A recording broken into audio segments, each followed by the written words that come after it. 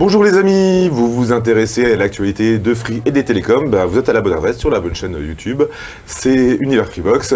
Comme chaque semaine, on va faire le tour de l'actualité avec l'équipe, à commencer par Max. Bonjour Max, de quoi il va être question cette semaine? Alors je vais passer en revue comme chaque semaine l'info de Free à toute vitesse, puis je vous ferai part de mon down de la semaine qui concerne encore une fois Bouygues Télécom. Je suis désolé pour l'opérateur. Pauvre.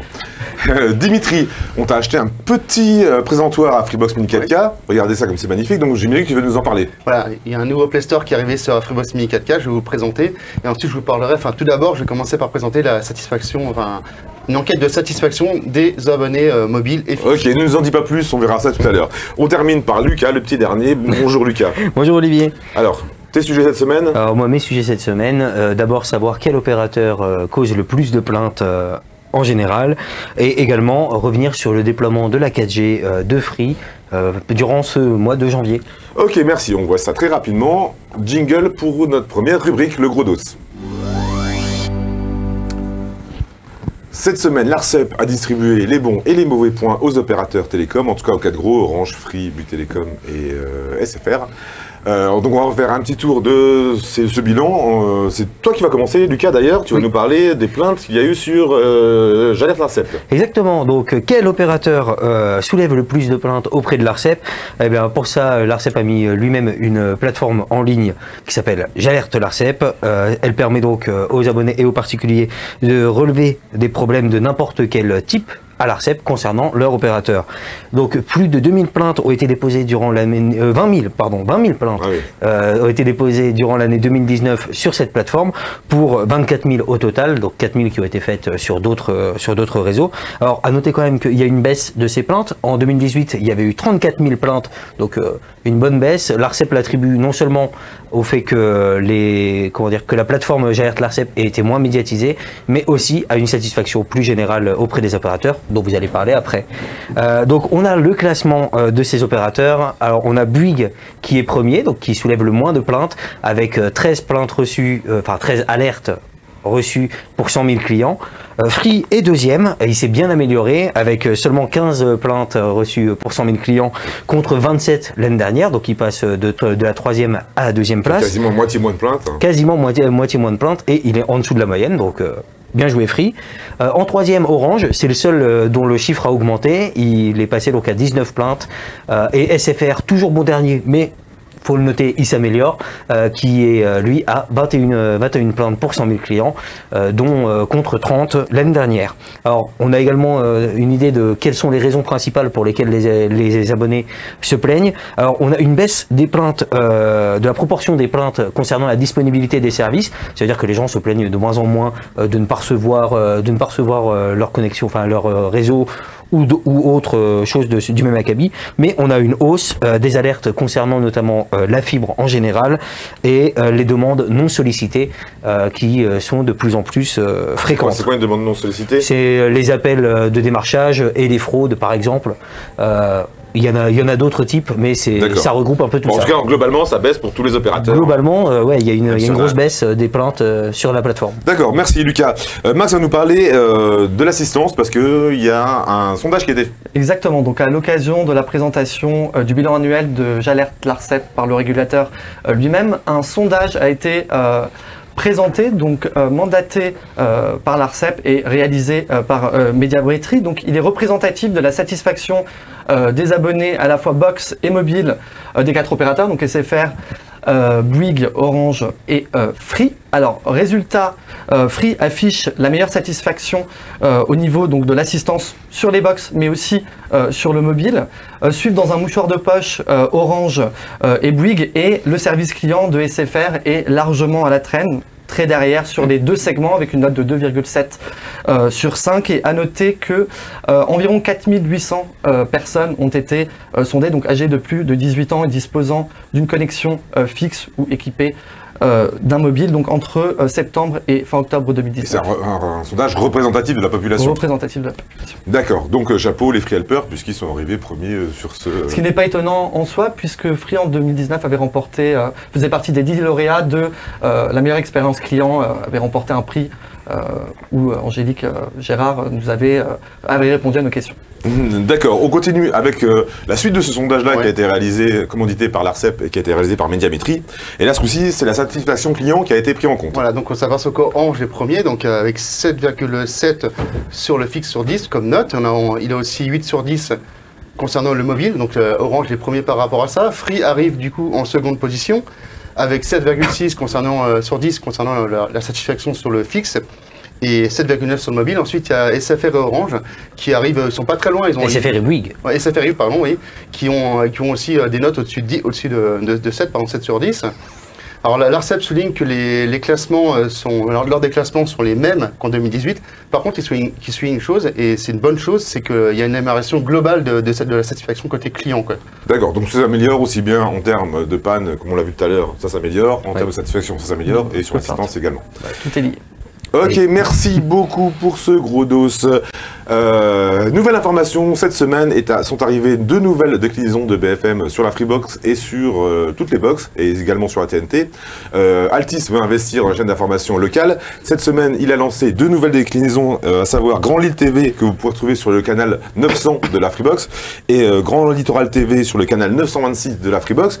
Mais à l'occasion du lancement de ces chaînes, Alain Veil, qui est le PDG de Altis Europe, a indiqué que d'autres chaînes locales allaient être lancées dans les grosses agglomérations. On l'écoute tout de suite. Surtout un grand moment parce que lancer une nouvelle chaîne locale avec la marque BFM, c'est une grande joie. BFM TV a été créé il y a presque 15 ans et puis maintenant on développe des chaînes locales. Après Paris, Lyon, on lance Lille ce soir. C'est un moment très émouvant. L'information locale, c'est une priorité maintenant pour le groupe. Moi j'y crois beaucoup. On a déjà des résultats très intéressants à Paris et à Lille et à Lyon. Donc je suis sûr que Lille sera aussi une très belle réussite. Notre motivation et notre raisonnement, c'est d'aller dans les villes importantes en France. Logiquement, on a démarré avec Paris, ensuite Lyon. Et puis évidemment, Lille fait partie des principales agglomérations françaises. Donc venir à Lille après Lyon, c'est parfaitement logique. Ça dépend aussi un peu des opportunités, bien sûr. Mais c'est très cohérent, évidemment, de s'intéresser à Lille et de démarrer aujourd'hui BFM Grand Lille. La suite, ça devrait être le sud-ouest avec Toulouse et Montpellier. Et puis après, on a d'autres projets dans l'est, dans le sud de la France, mais toujours dans des grandes agglomérations. J'aimerais bien que d'ici 2021, il y ait une dizaine de chaînes BFM en France. À lancer une nouvelle chaîne locale, évidemment, c'est une information et un événement très important. On le fait évidemment avec toute l'équipe de TV Grand Lille qui avait déjà fait un excellent travail. Une chaîne locale, c'est beaucoup d'attentes parce que les gens sont très demandeurs d'informations locales. Donc une chaîne en continu avec la marque BFM, évidemment, ça attire l'attention. Je crois que c'est très important aussi pour le tissu économique parce qu'une chaîne locale, c'est de la publicité locale. Et pour tous les commerçants, pour toutes les TPE, pour toutes les entreprises moyennes de la région et même les grandes, c'est un événement important aussi. Voilà, donc au total, ça devrait être une dizaine de déclinaisons sur les grosses agglomérations françaises. Donc on verra dans les prochains mois lesquelles vont arriver sur les box et sur la TNT. Donc. On continue avec notre prochaine rubrique. Vous allez avoir un condensé d'informations avec Max qui nous présente l'info à toute vitesse. C'est parti. Avec ta nouvelle sonnette. Ma nouvelle sonnette. Alors, c'est fait. Free propose désormais officiellement sur son site internet la nouvelle version de sa Freebox Mini 4K avec le Wi-Fi AC jusqu'à 1750 mégabits seconde, donc à savoir le Wi-Fi 5. Alors, Free avait commencé à envoyer la nouvelle mouture depuis début janvier, mais de manière aléatoire. Désormais, la nouvelle version de la Freebox Mini 4K est accessible à tous pour toute nouvelle souscription. Direction les RIP, où Free a officialisé cette semaine le lancement de ses offres fibres sur le réseau de THD 66 dans les Pyrénées orientales. Alors aujourd'hui, 4000 foyers sont concernés et à l'avenir, les communes qui seront nouvellement déployées, à savoir 190 au total, donc pourront également souscrire donc, aux offres fibres de l'opérateur. On passe à U-Books One. Les abonnés sont au courant, Free a envoyé une multitude de mails depuis des semaines et continue encore. Donc l'offre a été supprimée automatiquement pour les abonnés Free le 31 janvier, mais U-Books a annoncé un prolongement pendant un mois et de manière donc gratuite. Ce qu'il faut savoir, c'est que le partenariat n'est pas pour autant terminé entre les deux acteurs, puisque Free travaille sur une nouvelle offre à tarif préférentiel. On pourrait imaginer que ce soit celle à 0,99 sans condition de durée qui était initialement prévue avant le rétro-pédalage. Alors, on passe maintenant sur deux dernières petites informations. Attendues depuis des lustres, le 1080p débarque enfin sur Android et sur Android TV et donc sur la Freebox Mini 4K. Alors pour le moment, 4 chaînes sont concernées, notamment Nat Geo, National Geo, Oui. OCS City et Eurosport notamment. D'autres chaînes s'ajouteront à la liste par la suite et c'est tout frais. Netflix permet dorénavant aux abonnés Freebox One et Delta de désactiver... comment ? Et c'est à tous les abonnés du coup. Ça fonctionne sur toutes les Ah oui, Freebox. aussi sur la Freebox Révolution Mini 4K. Oui, c'est disponible. C'est récent, mais c'est disponible. Je pense à la gratuité. Donc, il leur permet dorénavant de désactiver en fait l'affichage automatique des bandes annonces sur la page d'accueil. Donc, c'est une très bonne chose puisqu'un certain nombre d'abonnés étaient un petit peu usés de devoir Des bandes annonces, les bandes annonces. s'enchaîner. C'est même pas les bandes annonces, c'est quasiment un résumé du film en une vingtaine de Ou de minutes. la série. C'est tout, Max. C'est tout. Et bon, on passe à la prochaine rubrique qui est le Up and Down. Et c'est encore Max qui a la parole. Décidément. C'est vraiment ton émission. Décidément. Je n'ai même pas le temps de souffler. C'est pas grave. Alors, on vous parlait la semaine dernière dans Donc déjà, c'est un up ou un down? C'est un down, comme je l'ai dit en introduction. Il Ah, concerne les gens ne s'en oui, rappellent pas forcément. Vous me réexpliquez. on le rappelle. Donc vous en parlez durant notre Fight la semaine dernière pour ceux qui nous suivent Assidûment. toutes les semaines. Ça concernait une augmentation chez Orange un peu houleuse et cette semaine Bouygues Télécom a fait pire et a poussé le bouchon un peu trop loin en annonçant à certains abonnés l'augmentation de 60% du prix de leur forfait. C'est un forfait 20 gigas à 5 €. Qui est intéressant au départ. Il était intéressant au départ, effectivement. Exactement. En l'échange de... Bien écoutez, je cherche encore. Pas grand-chose. Ah oui, en l'échange d'une augmentation de 2 gigas en roaming, ce qui fait 4 au total, mais déduit de l'enveloppe des 20 gigas. Donc, autrement dit, on se pose la question... quel est l'enrichissement? Bouygues Télécom omet par la même occasion de dire qu'il s'adapte en fait au nouveau seuil minimum de données en roaming prévu par la législation européenne, à savoir 4 gigas en roaming. Et cerise sur le gâteau, il n'est pas possible de refuser cette modification. Seule solution, résilier.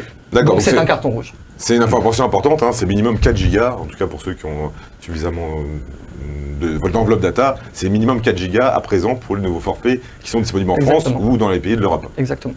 Donc en fait oui, il n'y a pas de cadeau, en fait, il se met juste en légalité. C'est tout pour le down. J'ai fait le tour. Lucas, donc toi c'est forcément up. Du coup, forcément. Et mon chouchou de la semaine, c'est SFR. Ah bon? Eh oui. Parce qu'il a pris une initiative sur laquelle moi je ne l'attendais pas, c'est de lancer sa propre plateforme télé sur navigateur. En fait, tout simplement, il permet à ses abonnés fixes de bénéficier de l'interface de la nouvelle box 8 sur navigateur via un site dédié. Il suffit de rentrer ses identifiants SFR pour se connecter et après, on a accès à tout le contenu de la box. Donc que ça soit la télé en direct bien sûr, mais les replays, les locations en VOD également.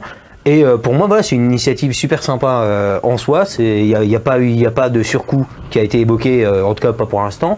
Et vraiment, moi, ça me plaît bien, notamment parce que je pense aussi aux abonnés SFR qui, eux, n'avaient pas, par exemple, une plateforme comme MyCanal incluse ou proposée en tout cas. Est-ce qu'il y a une application pour l'instant? C'est que sur... Non, c'est uniquement sur navigateur et alors pour l'instant nous on n'a pas pu tester parce qu'on n'a pas d'identifiant SFR, mais d'après nos confrères de Génération Câble qui ont relevé l'info, le site ne fonctionnait que sur Chrome, en tout cas mercredi c'était le cas. Ok. Donc voilà, c'était cool. Merci, merci beaucoup Lucas. Dimitri, notre spécialiste de tout ce qui est mini, va nous parler de la Mini 4K. C'est l'instant test. Oui. Alors en fait, donc, la Mini 4K sous Android TV, donc elle a le Play Store, la boutique applicative de Google pour avoir des nouveaux services, nouvelles applications, des nouveaux jeux.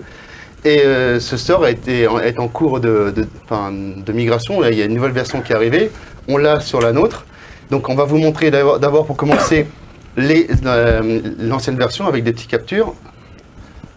Ouais, donc c'est Ça, c'est l'écran d'accueil. Ensuite, il y a c'était l'écran. Ouais, c'était l'écran d'accueil, la fiche de téléchargement. Et on va voir ce que ça donne avec la nouvelle version qui est disponible que nous on a sur la nôtre. Parce que c'est progressif, hein. Tout le monde n'a pas forcément. Donc là c'est en direct, hein, donc il faut surtout que ça fonctionne à chaque fois que... Ah, On y croit, on croise les doigts quand même. Voilà, c'est surtout les miens que je croise actuellement. Pas me faire virer comme Lucas. Ah, bref. Voilà, donc voilà, c'est complètement différent. Voilà, donc là, on va dire que vous voyez bien le menu qui était à gauche avec mes applications, jeux et applications et paramètres, c'est remonté en haut. Ça, Alors, on peut voir peut-être. Il faut tout monter tout en haut, voilà, Oui, pour avoir voilà. application, jeu, mes applications et les paramètres. Voilà. Donc il y a un côté que c'est quand même beaucoup plus lisible aussi quand on va dans une, par exemple, dans une application, je prends le jeu par exemple, le premier jeu qui me tombe sous la main. Voilà, donc il y a aussi la fiche de téléchargement qui a été ajustée, c'est-à-dire que vous avez les boutons, là je vois pas très bien, voilà. Et quand on va sur le... Avant on avait un bouton pour avoir la description complète, maintenant il faut aller dessus, sur le résumé pour afficher. Et toutes les informations que vous avez en haut à droite, c'est-à-dire la date de mise à jour, la version et la taille, tout ça avant c'était en bas, donc en fait c'est rafraîchi, mais aussi les informations sont plus visibles. Ça c'est vraiment une chose que j'ai remarqué, c'est plus moderne, c'est mieux organisé, c'est plus visible. Ça, c'était vraiment une bonne modernisation qui était quand même assez nécessaire. Et une dernière chose, c'est au niveau de la partie paramètres. Avant c'était 4 gros boutons, il fallait cliquer dessus pour pouvoir accéder aux options des paramètres. Maintenant, quand on navigue avec le petit menu, on a les options, les différents paramètres qui apparaissent en même temps sur la droite.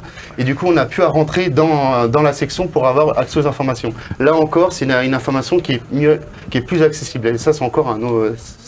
Là où c'est bon aussi, c'est que c'est plus moderne, c'est plus accessible, c'est plus visible. Et on rappelle, il n'y a rien à faire, c'est la mise à jour est automatique et progressive. Nous, on l'a redémarré, c'était installé, c'était parfait.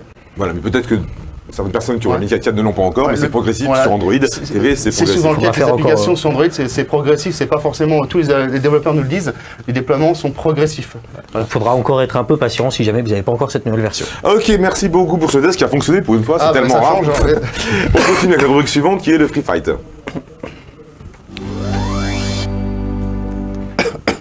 On va s'intéresser cette semaine encore une fois à la Freebox V8. Alors cette semaine, Télécapsat Hebdo, qui est un hebdomadaire, un magazine hebdomadaire, a annoncé que Free avait sa nouvelle Freebox sur les rails pour ce mois-ci, donc pour le mois de février. Est-ce qu'il y a une possibilité que ça sorte ce mois-ci ou non? On va en discuter justement maintenant. Max, tu prends la parole en premier, tu m'as dit? Oui, alors c'est une information à prendre avec des pincettes puisque nos confrères ne donnaient aucune précision, c'est selon leurs sources. Ça me paraît étonnant dans le sens où Free a pour stratégie une stratégie qu'il applique à chaque fois en amont d'une sortie d'une box et qu'il a l'habitude de faire monter le buzz. Nous n'avons la presse aujourd'hui a aucun indice à se mettre sous la dent, nous avons quelques fuites, quelques rumeurs, mais en termes de montée de buzz, pour l'instant c'est le calme plat. Nous avons eu des informations donc en amont de celles de nos confrères. La sortie serait plutôt prévue en mars, voire un peu plus tard, ce qui me paraît un peu plus cohérent par rapport à ce qui se passe aujourd'hui. Ce qu'il ne faut pas oublier, c'est que Free va présenter ses résultats trimestriels, trimestriels pour le 4e trimestre fin mars. Ça me paraît aussi compliqué de lancer une box juste avant les résultats. Je pense que le moment le plus propice serait peut-être avril, mais Free est pressé, il y a beaucoup d'attentes. Bah oui, en effet. Free a quand même redressé la barre sur le fixe. Est-ce que Free peut se permettre de prendre un peu plus de temps? Bien sûr, mais le truc c'est que pour moi, Free devrait quand même un petit peu se presser là-dessus parce que tous les opérateurs ont déjà répondu à ces précédentes box. Alors pas forcément de la même manière et pas forcément, mais en tout cas chacun a sorti une nouvelle box. On a SFR avec la box 8 qui fait quand même furieusement penser à Freebox Delta dans l'idée où c'est aussi une enceinte en même temps avec plusieurs fonctionnalités. On a la B-Box de Bouygues qui est sortie en janvier. Le serveur uniquement. Le serveur uniquement, mais en tout cas ils ont fait une nouveauté. Et la Livebox d'Orange également sortie en fin d'année dernière. De même, les opérateurs commencent à tisser des partenariats avec des services, comme c'est le cas avec Amazon. C'est pas présenté de la même manière que pour Free. Mais dans ce cas-là, la Freebox Delta avait déjà tous ces services. Ah non, mais elle l'avait déjà. Mais je veux dire, ils sont en train de se mettre au niveau, entre guillemets. Et c'est pour ça que pour moi, Free doit quand même un petit peu se presser. Et par contre, on a eu quand même quelques commentaires justement concernant cette possible sortie de février. Alors, on en a qui veulent bien y croire, avec une petite nuance cependant. Alors, qui y croit? Alors c'est Quicklem qui dit en février, oui, mais de quelle année? Bon, bien sûr, c'est une petite taquinerie parce qu'on sait très bien que Free a parfois, en tout cas au niveau de, par exemple avec la Freebox Delta, a du mal à tenir ses délais. C'est surtout ça. Il faut rappeler que Xavier Niel l'a annoncé quand même pour peut-être en décembre, c'était pas une certitude. C'est ça, donc il y a quand même un petit peu de retard depuis, en tout cas par rapport à ces annonces qu'il avait faites, donc là c'est... Et alors t'as d'autres... Alors j'en ai peut-être d'autres, attention. Qu'en pensez Free Là, on voit les commentaires que vous avez laissés sur l'article d'Univers Freebox, donc si vous avez des commentaires à faire, vous pouvez passer dans l'émission, ce serait vraiment la gloire pour vous. N'est-ce pas? Incroyable. Alors, on en a certains qui se posent encore globalement, est-ce que les gens pensent réellement que ça pourra sortir ce mois-ci ou pas? En général, les gens sont quand même plutôt sceptiques sur une sortie en février, que ça soit que ça soit sur UF, par exemple, que faut-il répondre à part un gros lol en parlant de cette rumeur. Voilà, on a quand même beaucoup de scepticisme de la part des freenotes, que ce soit sur notre site ou même sur Twitter par rapport à ces rumeurs-là. Une chose est sûre, la box sortira dans les prochaines semaines, voire les prochains mois, premier semestre 2020. Je pense qu'on peut parier là-dessus. On peut parier là-dessus. Disons que Free, les délais, c'est rarement tenu. On l'a vu avec Netflix, ça revient un peu plus tard. La VLTE qu'on attend toujours, le Dolby Atmos qu'on attend toujours. Donc un mois ou 2 mois en plus, voilà, ça va arriver de toute manière. Et comme disait Lucas, la concurrence s'organise et aussi il y a une attente du côté des abonnés, parce que c'est quand même une box qui est attendue comme moins chère après une Delta qui est bardée de services, mais que certains ont trouvé beaucoup trop cher. Il y a une attente, donc Free qui les ciblait pas forcément avec son positionnement haut de gamme. La Delta ne touchait peut-être pas ceux qui seraient intéressés par la V8. Pourquoi pas un petit délai, mais pas trop, quoi. Donc on le rappelle, Free vise un centre de gamme, veut un centre de gamme pour cette nouvelle génération de Freebox. Cette Freebox sera bon marché, c'est ce qui a été annoncé. On peut imaginer qu'elle tournera sous Android TV, à savoir si elle remplacera la Crystal, c'est pratiquement sûr, ou la Mini 4K, mais comme nous avons une nouvelle version de Mini 4K. Peut-être même la Freebox Révolution. Et Free souhaite simplifier dans tous les cas ses offres fixes, donc à voir. Ok, bon, on le saura dans les prochaines semaines ou les prochains mois si on est pessimiste. Restez connectés, on vous dira tout. C'est fini, vous avez tout dit. On a fait le tour. Ok, si vous avez tout dit, nous on vous dit un bon week-end. On se retrouve tous les jours sur Univers Freebox et aussi sur la chaîne YouTube d'Univers Freebox. Bon week-end, ciao.